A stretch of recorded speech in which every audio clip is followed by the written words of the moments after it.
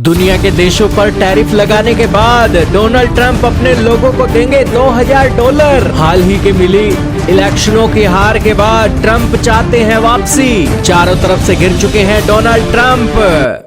जी हाँ दोस्तों, जल्दी अमीर बनने का सपना कई बार आपको बड़ी सारी परेशानी में डाल देता है। ऐसा ही इन दिनों डोनाल्ड ट्रंप के साथ हो रहा है, जो बेसिकली अमीर बनने के साथ बैठे बिठाए खाना चाहते थे और अपने दोस्त हो चाहे दुश्मन हो, उन देशों के ऊपर टैरिफ लगाकर अपनी जनता का खून चूस रहे थे। दोस्तों, अमेरिका ने दुनिया के देशों पर टैरिफ लगाया जब ट्रंप आए। इसके बाद उन्होंने सोचा कि ये टैरिफ लगाने के कारण उनके देश में ट्रिलियंस ऑफ डॉलर आ जाएगा और उस ट्रिलियंस ऑफ डॉलर के चलते वो अपने देश के अंदर मोटी इनकम कमाएंगे।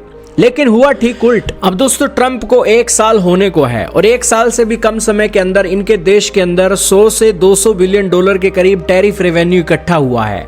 और इस टैरिफ रेवेन्यू के चलते अमेरिका के अंदर अब ये टैरिफ का जो रिबेट है भी $2000 हर एक व्यक्ति को अमेरिका के राष्ट्रपति देने वाले हैं।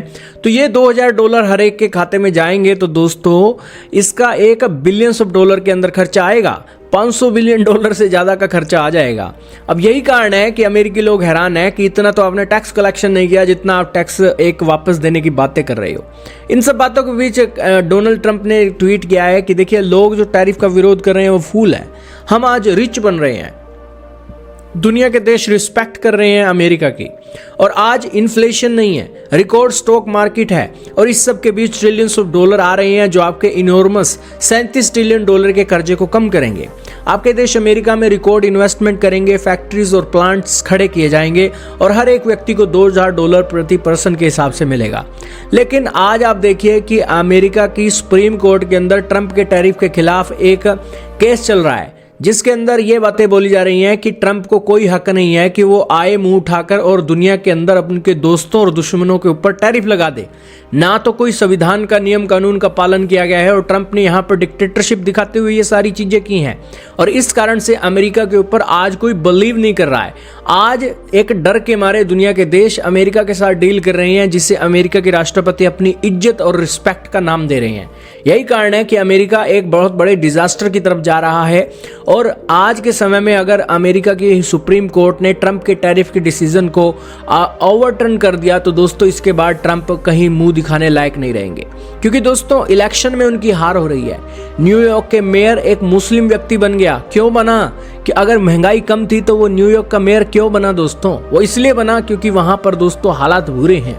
अमेरिका की जनता परेशान है। ये टैरिफ बड़े हैं तो ये टैरिफ पे किसने किया है? अमेरिका की जनता ने किया है, अमेरिका के कंज्यूमर्स ने किया है, ना कि चीन ने पे किया है, ना भारत ने पे किया है। उनको तो सिर्फ इतना घाटा हुआ है कि ज्यादा टैरिफ लगने के कारण उनका सामान बिकना कम हो गया है, ना कि उन्होंने अपनी जेब से टैरिफ पे किया है। तो जाहिर सी बात है कि ट्रंप यहाँ पर एक बुद्धू बनाने का काम कर रहे हैं, लेकिन अमेरिका की जनता बुद्धू बन नहीं रही है।